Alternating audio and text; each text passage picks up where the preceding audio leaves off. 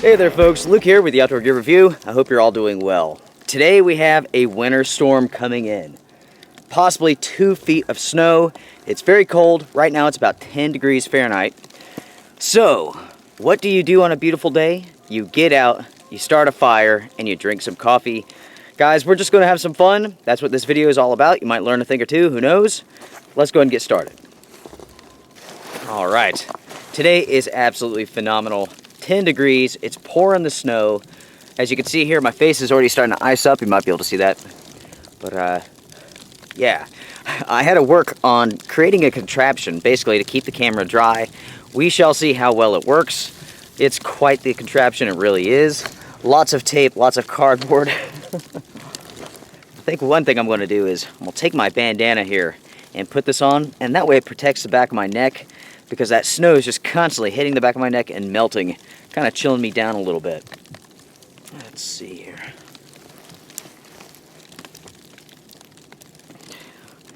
Ah, yeah, that's much better. And of course, if I need to, I could pull this up over my face. The first thing that I'm going to do, I'm going to start looking for some dry tinder. I want to make a nest. That'll be the most important part. There's plenty of little dry twigs and stuff like that, but I need something really, really small, very thin to take the flame and send it upwards. So I'm going to start looking around. We'll see what we can find. I have found some dry grass right here. Looks pretty good. There's not too much snow on it.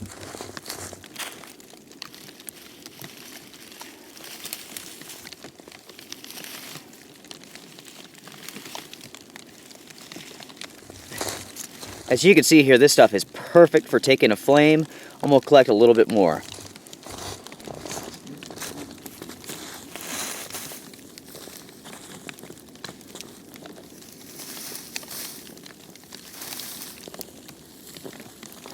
Perfect.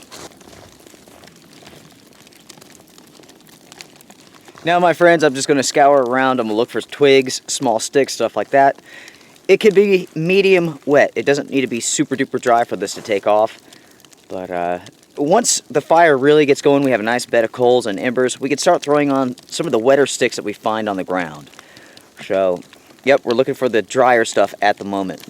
Now, I know there are many of you all who already know how to get a fire going, and that's great, but there's a lot of people who don't, and that's kind of why I go over this time and time again.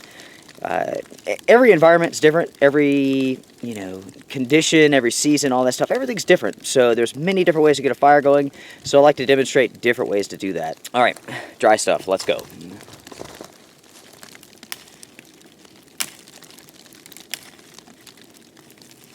Right now I have a pretty good supply of wood. I'm kind of ready to get the fire going. My fire pit is full of snow, so we need to take care of that. Now, there's a number of ways that you could go about this. You could try to get the snow out. You can use your hands, which I don't really recommend, or you could build a platform on top of the snow, and that is what I suggest. So let me go ahead and show you what we're working with, and I'll show you the solution. All right, so here's our fire pit, and as you can see, full of snow. Now, I can actually use this right here, leftover firewood. Really, this isn't as bad as I first thought. The snow is not very deep. I could take a couple of these pieces and just lay it down like so and make a nice base to build my fire on. Now, since the snow isn't so deep, you don't really have to worry too much about the melting. I will probably get one more stick, fill in this gap here, and I'll build the fire right on top of that. Now, if your snow is thicker, and I'm talking like maybe a foot, maybe more, you need to have a base. That way, when you have your fire, it's on top of that base. It doesn't melt all the way down into the snow. If you didn't have that base, it would. So that's why you do that. So now, let's get this fire going, guys. It's cold out here. For this, we're just going to use our good old friend, Mr. Bic.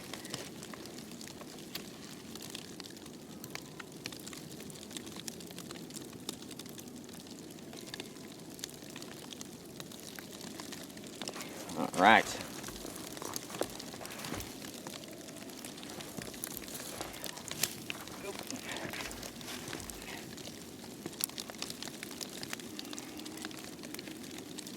Okay.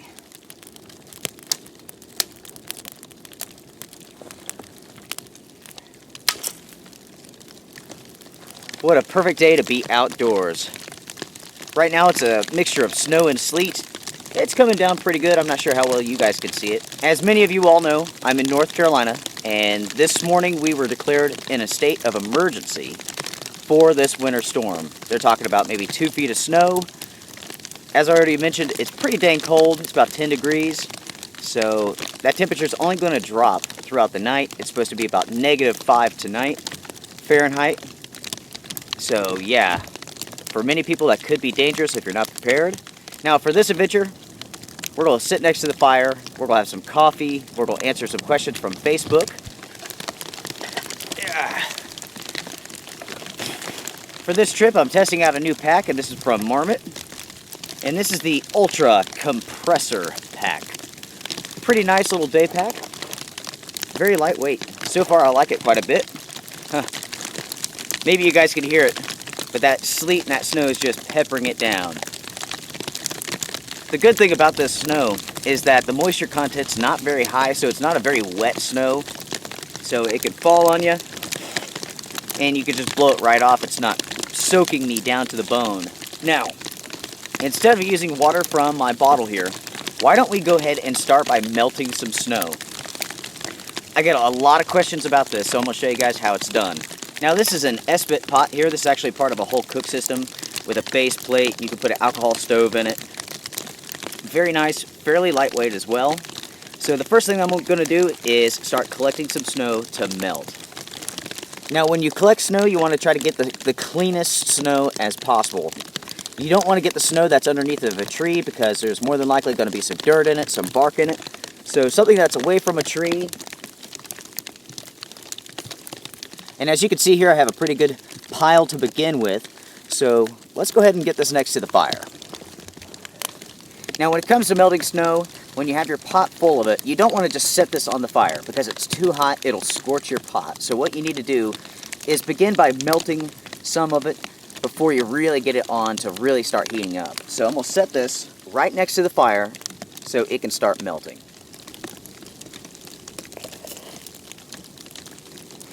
Hopefully you're able to see that it's already melting, and that's exactly what we want.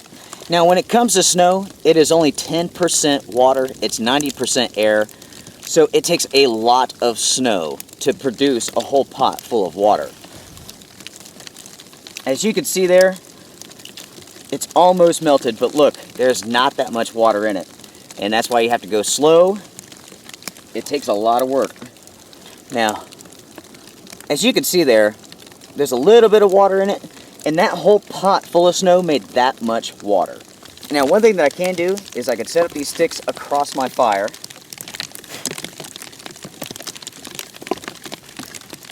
Just like that. And now that we have water in our pot, we can start introducing more snow.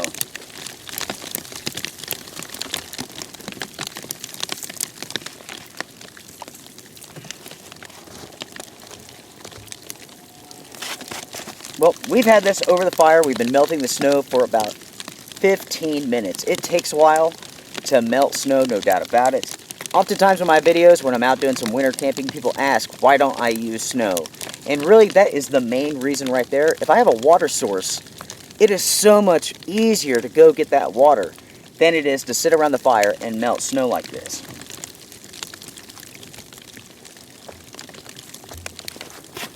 Now, as you can see there, it's about half full with water and snow. We're going to let this melt for a little bit. Let it boil. We'll have some coffee. We're in pretty good shape now. Why don't we take a minute here and answer some questions. So, question time. We have about 30 questions so far. It's been about 15 minutes since I posted this. Mark wants to know, what made me want... Mouth is a little frozen. Mark wants to know, what kind of got me into shooting videos on YouTube. And, you know, really one day, I was hiking around in the woods, and I don't know, it just kind of dawned on me, you know what, I I know of YouTube, I watch some videos on there, so why not start posting my own?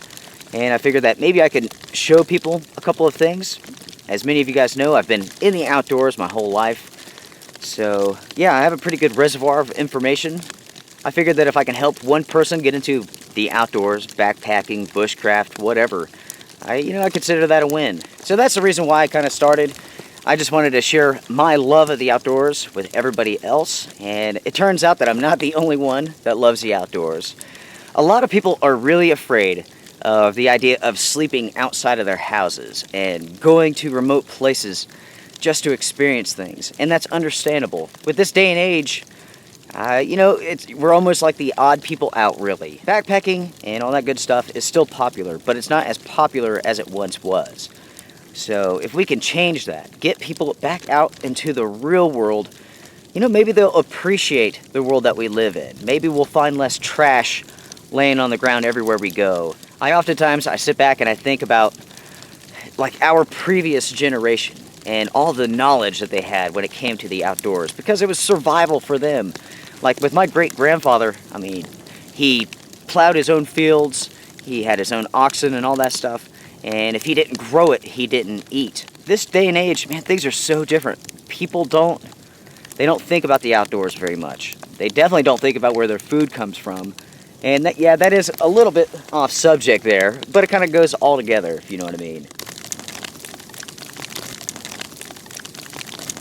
Kyle wants to know, how do I always remain so positive despite the fact that life throws hardships my way, everybody's way? Kyle's hardly ever heard me speak of anything in negative tones. The truth is, guys, I get frustrated, I get angry, everybody gets angry, and really, I look at life like this. You're the only person in charge of it. So you can have a miserable existence if you want to, or you can do something to freaking change it, because nobody else is going to do it for you. So man, if you want to have a happy life, you're going to have to remain positive. And yes, there are going to be some hardships coming your way. I have faced them. I know everybody else has. So, that's life. You just have to bounce back. And you can either bounce back a really negative and spiteful person, or you could be positive. And I choose to be positive. I think for a lot of people, they don't have something in their lives that truly makes them happy. And yeah, you could be a negative person because of that. I love the outdoors, and I love my family, so I have two big things right there that I just absolutely love that make me feel good. So yeah, I can spend time with my family and I can feel great. I can step out into the woods and have a completely different experience that's equally as rewarding.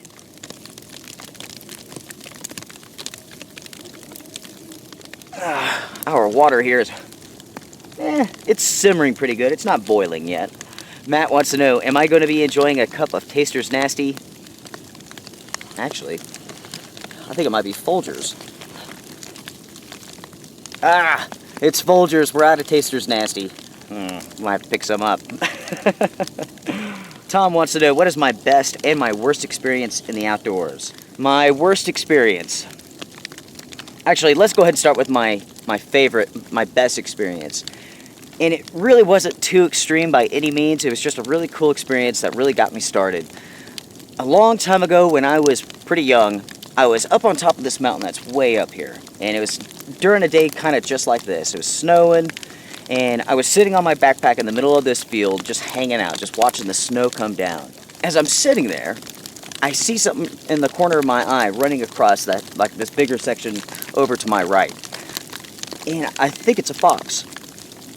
So it runs into the woods, and I'm like, oh, that's pretty cool. Well, about 5 minutes later, I hear some crunching, right?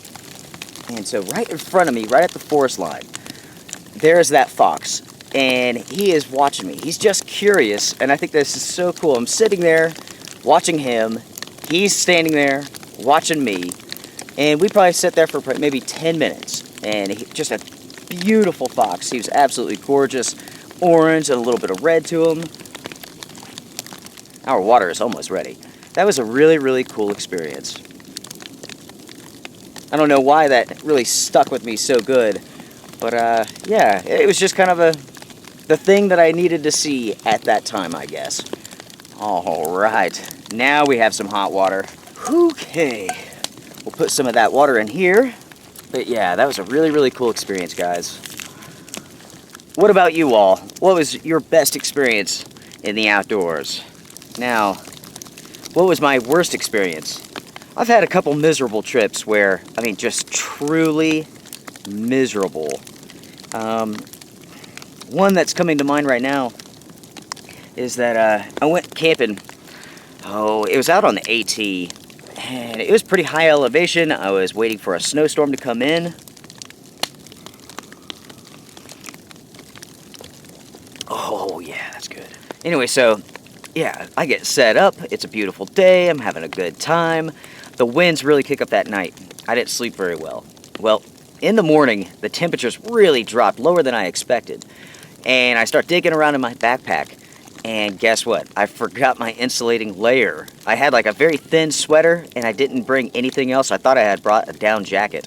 So I was just cold the entire time. I ended the trip early. I had to hike about 10 miles to get to my car. And it was just pouring the snow. It was really wet. I did have a waterproof layer on, but still, when you're really exerting yourself, no matter if you're wearing Gore-Tex or whatever, you're going to sweat in it. So I was sweating, I was getting cold. Yeah, it was a pretty darn miserable trip. I would start doing like push-ups, just to get that blood moving, right? I'd start doing some squats, sissy squats, just to warm up. And if I had come to a tree that, you know, I had comfort in, that it wouldn't break, I'd start doing some pull-ups on it just to stay warm. So I did that for like 10 miles. It was pretty darn miserable. Still, it was a fun trip now I look back on it, but yeah, it was miserable. So let me go ahead and pass that question on to you guys. You might have already said your favorite, your best trip out, your best experience. What about your worst? What was the worst one?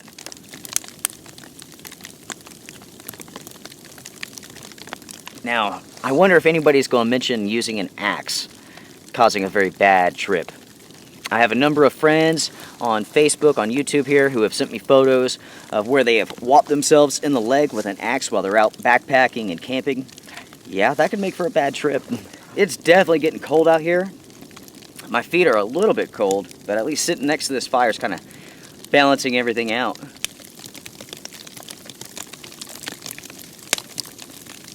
I mentioned using an axe.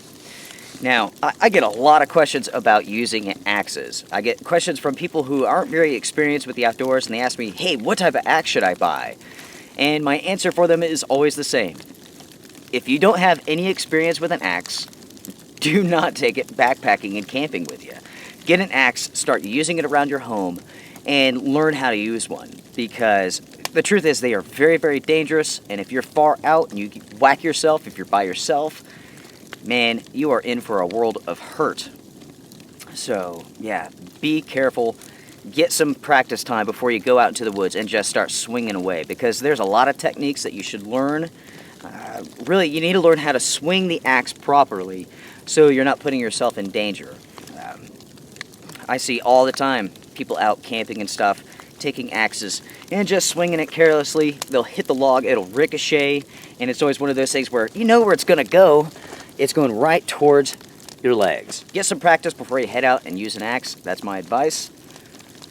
Axes are amazing tools. They can be a lifesaver. But for 99% of most backpacking and 99% of most camping, they are not needed. They're just absolutely not needed.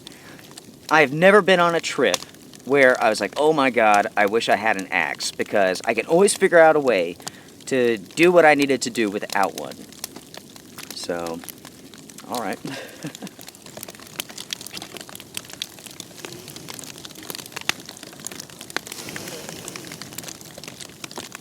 Let's go ahead and move on to more questions here. Toby wants to know, was the picture that I posted on Facebook of the new property? And yes, it is. We have 16 acres of land.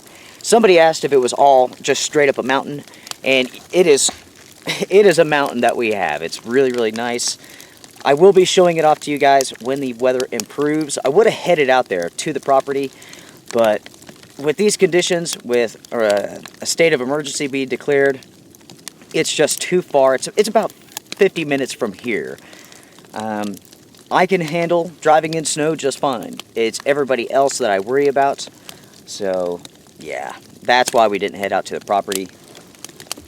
But yes, it is a mountain, but it's kind of stair-stepped the way that it goes up. So you go up, it levels out.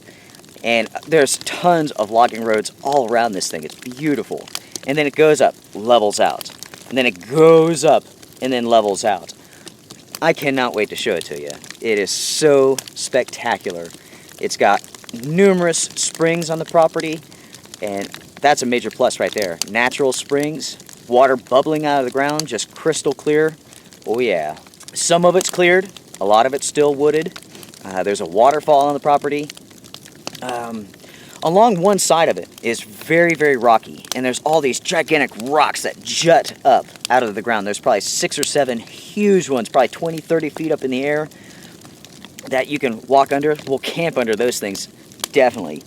Now, this area and where my property is, it was home to the Cherokee Indians.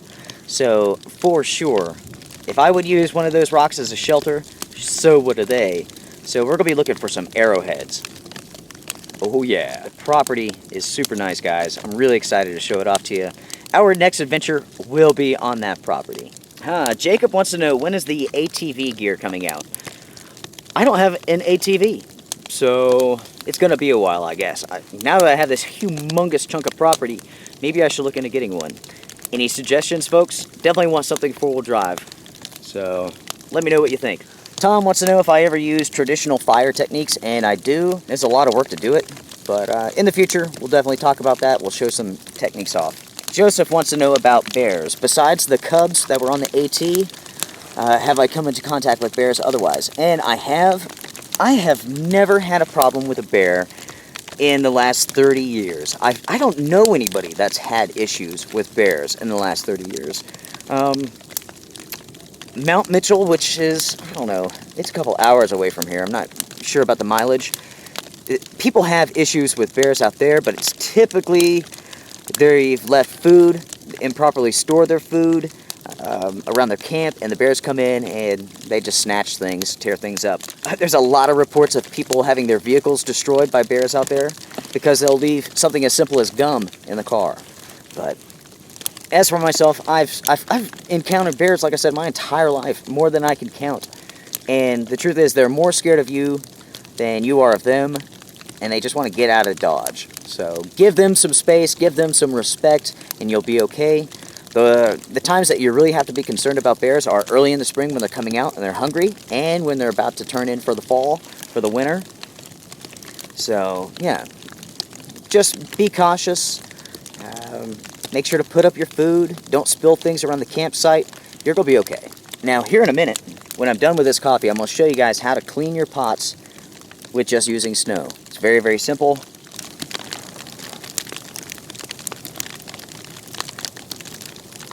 Sean wants to know, have I ever thought about doing a video where you make a natural shelter, no bivvy, no tent, no tarp, and sleep system and so on? Yeah, I've thought about it, and I'm still thinking about that one.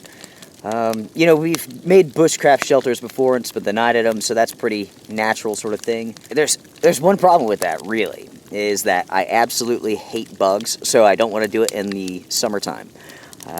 In the wintertime, of course, it's cold, and having a nice, good sleep system sure is nice. Otherwise, if you don't have a sleep system, you're either going to have to use what you have in the environment around you, leaves and so on, and, I mean, yeah, it's dirty, it's not that big of a deal, but you can do it. It's not the nicest sleeping ever, but, you know, if you had to survive, it would definitely work. Lots of things. I was going to say something else, but I can't remember what that was now. But anyway, yeah, it's something that I'm still considering about doing, and we'll figure out the right situation and circumstances, all that good stuff. Whew, that temperature is going down. I'm going to go out and hike in it tonight. That is going to be super duper awesome. Oh yeah, Gary says that he's working away and he would much rather be sitting around a fire with his brand new Jacks Are Better Stealth Comforter. Oh yeah, I like Jacks Are Better. They make some great gear. Those are some good guys too. The owner's a very nice gentleman. I've met them actually at Trail Days. I have a Shenandoah quilt from them.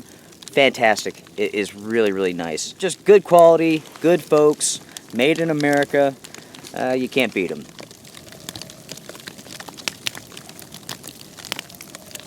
Mark wants to know, why don't I use trekking poles to take the pressure off my knees and my back?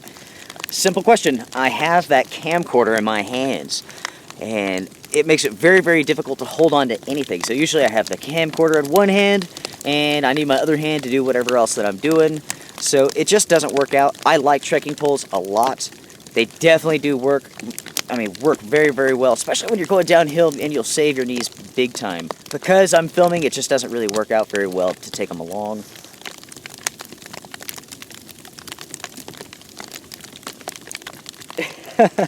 Lance wants to know, how is it that I'm able to do whatever I want to? He wants to ditch his 60-hour-a-week job so he can do what I do. My friends, actually, it may appear that I'm able to do everything that I just want to do whenever I want to, and sadly that is not the case. I have 2 full-time jobs that I work. I often work all night long so that I can come out during the day and film my videos. So, I mean, I am swamped. There are so many things that I want to do that I just don't have time for. I want to set up a store so I can sell some patches to you guys because I know you all want them. And I have yet to be able to find the time to do that. And that seems like a pretty simple thing to do. But it's so cold. You might be able to see that ring. That's all ice. My coffee's actually freezing. I guess I didn't drink it fast enough. But oh, that's iced coffee. Ugh, nothing is nastier than iced coffee. Ugh. Oh. Oh, gosh. Yum, yum, yum. I'll tell you what, why don't we take a minute here, and I'm going to show you guys how to clean your pots and stuff using snow. Now, the first thing that I'm going to do for this is I'm going to take my gloves off. If you have waterproof gloves, you're in good shape. These gloves are not waterproof, so I'd rather get my hands nice and cold and wet and then heat them up by the fire than get my gloves nice and wet. So we're going to take our little cup here that we had coffee in, and we're going to come over here to the snow. And basically, I'm going to fill my pot here with snow. We'll shake it out, and as you can see there, it sticks to everything, right? Now here comes the cold part. You take that snow, and you just rub around. Use that abrasive nature of the snow to clean your pot. And this works for food, it works for water, it works for grease, oil. Now, you may have some difficulty if you've burnt cheese in your pot or something like that. That's why I don't put cheese in my pot. Every bit of moisture that was in this is now frozen. The pot is now nice and clean. So I'll take this back over to the fire. I will melt the rest of the snow, dump out all the water, let it dry, put it up. Man, oh man, that feels amazing. Whew. It's always better to get your hands nice and wet than get your gloves wet because you need them as an insulating later on.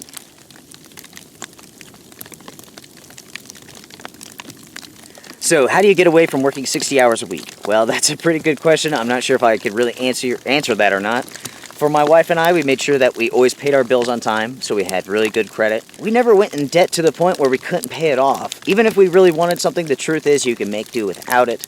We don't have TV, so we're not paying $200 a month for television like a lot of people are. Yeah, we've really done a good job of just paying off everything that we own, so we don't owe people $2,000 a month in bills. My advice to you is take care of your bills, of your priorities, and really you need to set your priorities. What's important? Do you want to work 60 hours a week to watch television, or do you want to work 40 hours a week and go outside and play? You have to decide that, you know? Everybody's life is different. I don't know the circumstances, so my advice may not actually fit you, but there you go.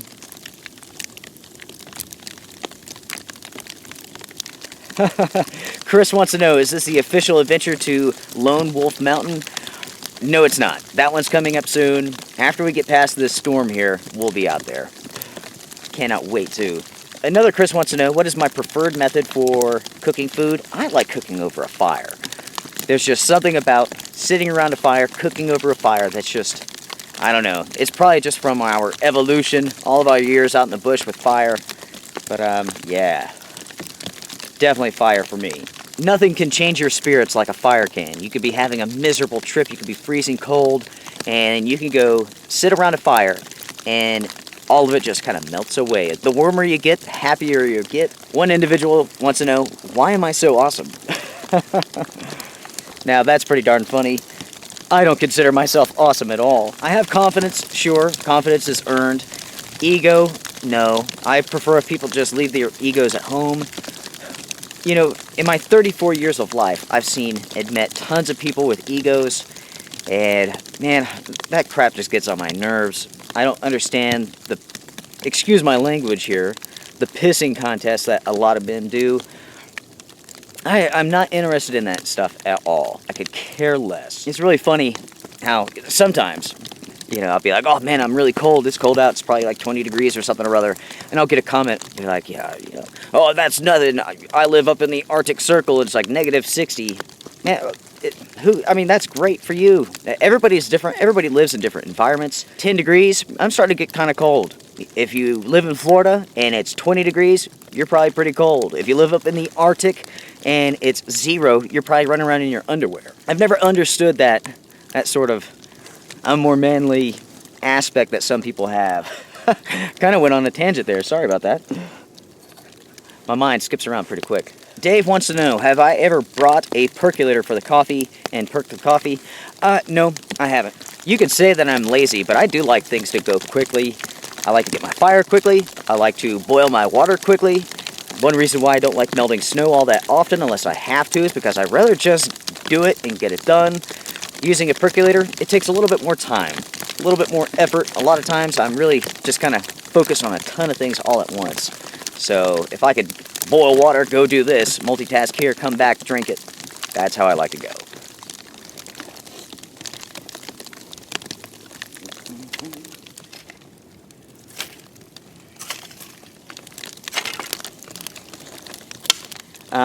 Do I own any snowshoes? Jeremy wants to know. And I do not. We just simply do not get enough snow here in the mountains of North Carolina to justify snowshoes. Now, maybe by morning I'll be like, hey, I wish I have some because walking on 2 feet of snow isn't that much fun. But that is just a rarity here. We just simply don't have storms like that. We don't have that much snow. So, nope, no snowshoes. Kevin wants to know, would I go camping or do some camping with someone who is disabled? Absolutely. Absolutely. I have some really good friends who I've met on YouTube and Facebook who have pretty serious disabilities that you guys inspire me. I think it's absolutely awesome that just because you have a disability doesn't mean that you can't go out, you can't explore, you can't have fun. Yeah, absolutely. Everybody is welcome here with the Outdoor Gear Review.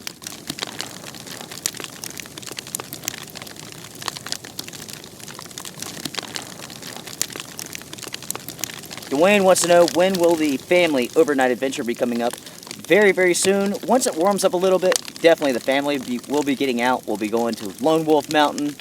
Oh yeah, that's going to be a lot of fun. Gary wants to know if I've ever done any long-distance hiking for charity. I haven't, but I would love to. Such an awesome idea. Alex wants to know, how do you stop the snow? Alex must be up like in Boston or something where they have, I don't know, like 7 feet of snow or something up there. Otherwise, I don't know why you would want to stop it. One individual wants to know, what is my full name? I cannot tell. It's just Luke Lone Wolf. There you go. And the reason why I don't get my full name is because I like having some privacy. I can only imagine someone showing up at my door. You know what I mean? No, that is a big pet peeve for me. I have a lot of family that used to just drop in all the time, and I had to put an end to that. I can't stand that sort of thing. This will be our last question, my friends. This one's pretty funny, actually. Have you ever seen the show Mountain Men? It has an individual from the Blue Ridge Mountains, might be close to where I live, and yes, I have seen that show. I'm not fully caught up. I haven't seen all the seasons, so I've seen a couple, so I know what it's about. I even know the individual who is in that show in the Blue Ridge Mountains of North Carolina, and let me go ahead and just tell you that that show is 100% BS. They make it sound like that guy lives on top of the highest peak in North Carolina, that he's out in the middle of nowhere just living off the land, and it's completely not true. The whole show is BS. It's really funny. I was watching one episode, and they were talking about how all the streams and creeks and so on were fed by snow melt. There's no glacier up here, folks. I mean, it's just complete nonsense.